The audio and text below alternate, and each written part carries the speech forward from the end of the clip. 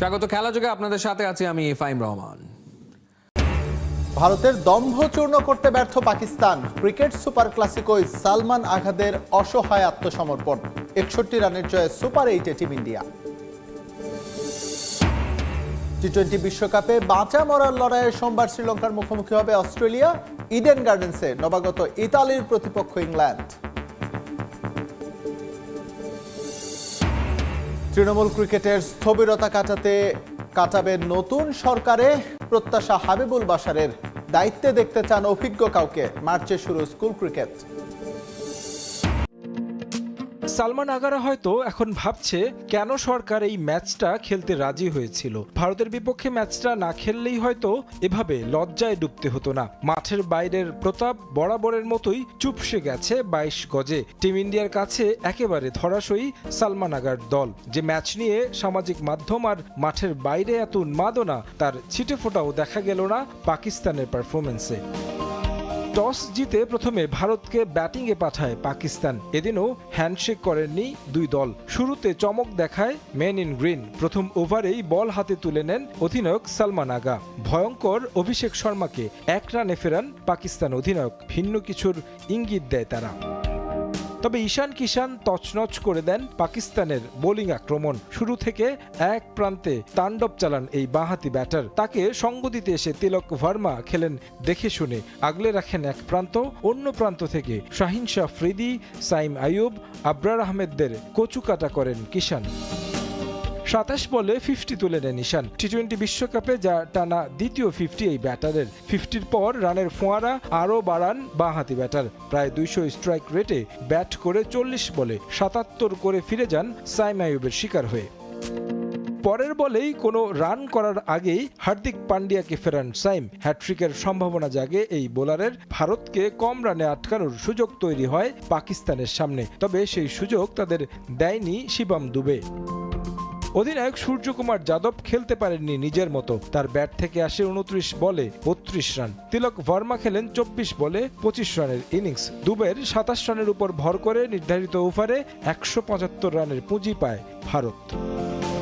জবাব দিতে নেমে প্রথম ওভারেই ধাক্কা খায় পাকিস্তান। ফর্মে থাকা সাহিবজাদা ফারহান ফিরে যান কোনো রান না করেই। উইকেটের সঙ্গে প্রথম ওভারই মেডেন পান পান্ডিয়া। দ্বিতীয় ওভারে জোড়া শিকার জসপ্রীত বুমরার। সাইম আইয়ুব এবং সালমান আগাকে ফিরিয়ে ভেঙে দেন পাকিস্তানের ব্যাটিং স্তম্ভ। বাবর আজম বরাবরের মতোই খেলেন স্লো গতিতে। যদিও ভারত বোলারদের সামনে স্বস্তিতে ছিলেন না এই ব্যাটার। 5 রান করে বোল্ড হয়ে ফিরেন তিনি।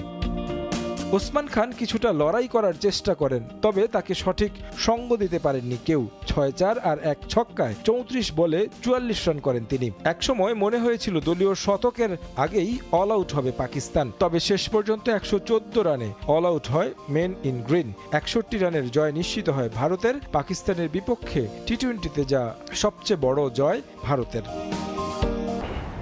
জিম্বাবুয়ের কাছে হার বিশ্বকাপে এবারের আসরের সবচেয়ে বড় অঘটন।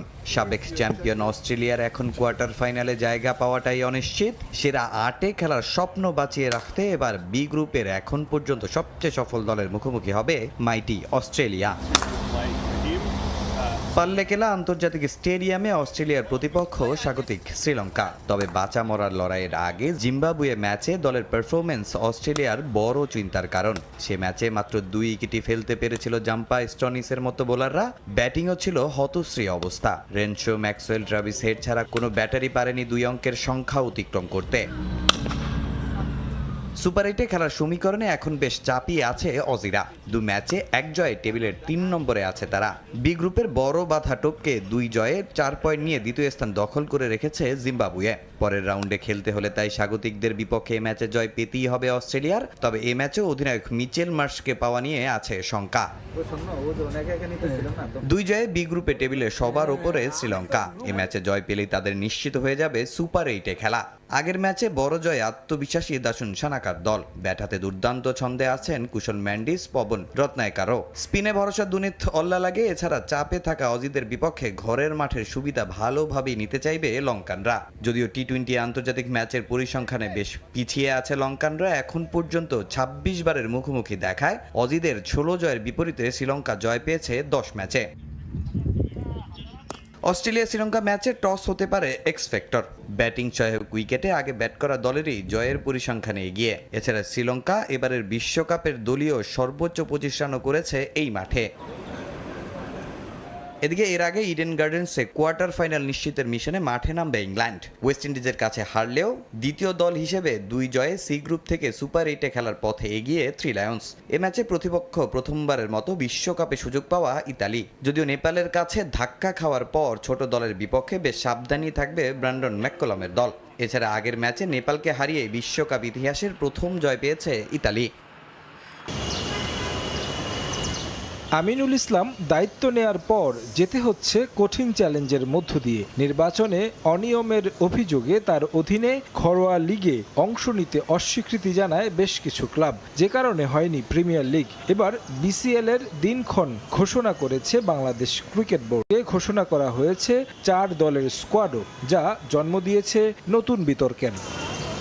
2027 ওয়ানডে বিশ্বকাপ বিবেচনায় রেখে এবার বিসিএল ওয়ানডে ফরম্যাটে হবে আলোচনা ছিল আগেই। 23 ফেব্রুয়ারি থেকে মাঠে গড়াবে টুর্নামেন্ট। উদ্বোধনী ম্যাচ অনুষ্ঠিত হবে বগুড়ার শহীদ চান্দু স্টেডিয়ামে। এছাড়াও ম্যাচ হবে রাজশাহীতেও। ফাইনাল অনুষ্ঠিত হবে 3 ফেব্রুয়ারি মিরপুর শেরি বাংলা ক্রিকেট স্টেডিয়ামে। সব ম্যাচ দিনে অনুষ্ঠিত হলেও ফাইনাল হবে ডে নাইট। দল 4টির স্কোয়াডও ঘোষণা করেছে ক্রিকেট বোর্ড।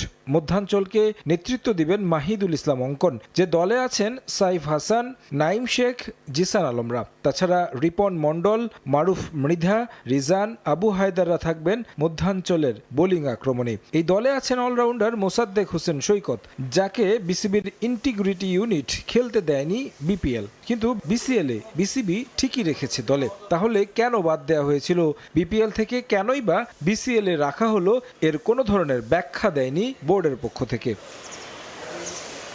দক্ষিণাঞ্চলের দায়িত্বে মেহেদী হাসান মিরাজ, তার নেতৃত্বে ওয়ানডে বিশ্বকাপ খেলবে বাংলাদেশ। তার দলেই আছেন এনামুল হক বিজয়। এই ক্রিকেটারের বিরুদ্ধেও অভিযোগ আছে ইন্টিগ্রিটি ইউনিটের, যে কারণে তিনিও খেলতে পারেননি বিপিএল। আইনিভাবে লড়াইও করেছেন বিষয়টি নিয়ে। তবে এবার কোনো ব্যাখ্যা ছাড়াই বিসিএল এর দলে রাখা হয়েছে উইকেট রক্ষক ব্যাটারকে। একই দলে আছেন সৌম্য, জাওয়াদ, আজিজুল হাকিম, মোহাম্মদ মিথুন, আফিফরা।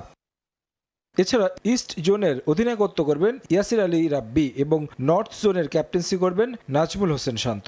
অসুস্থতার কারণে অদম্য কাপ টি20 খেলতে পারেননি পেসার তাসকিন। এই টুর্নামেন্টে বিশ্রামে রাখা হয়েছে তাকে। আর অদম্য কাপ খেলতে গিয়ে ইনজুরিতে পড়েছেন মাহমুদুল হাসান। সুস্থ হতে সময় লাগবে 21 দিন, তাই তিনিও নেই এই টুর্নামেন্টে। পাকিস্তান সুপার লিগ পিএসএল এর নিলামে দল পেলেন বাংলাদেশের তরুণ লেগ স্পিনার রিশাদ হোসেন। নিলাম টেবিলে রিশাদকে নিয়ে ছিল রীতিমতো কারাকারি। একাধিক ফ্র্যাঞ্চাইজির আগ্রহের পর শেষ পর্যন্ত 3 কোটি পাকিস্তানি রুপিতে তাকে দলে ভেড়ায় রাওয়ালপিন্ডি। নিলামে রিশাদের বেস প্রাইস ছিল 1 কোটি 10 লাখ। তবে তার সাম্প্রতিক পারফরম্যান্স বিবেচনায় নিয়ে দর দ্রুতই বাড়তে থাকে। শেষ পর্যন্ত বেস প্রাইসের প্রায় 3 গুণ দামে রিশাদকে দলে নেয় রাওয়ালপিন্ডি ফ্র্যাঞ্চাইজি।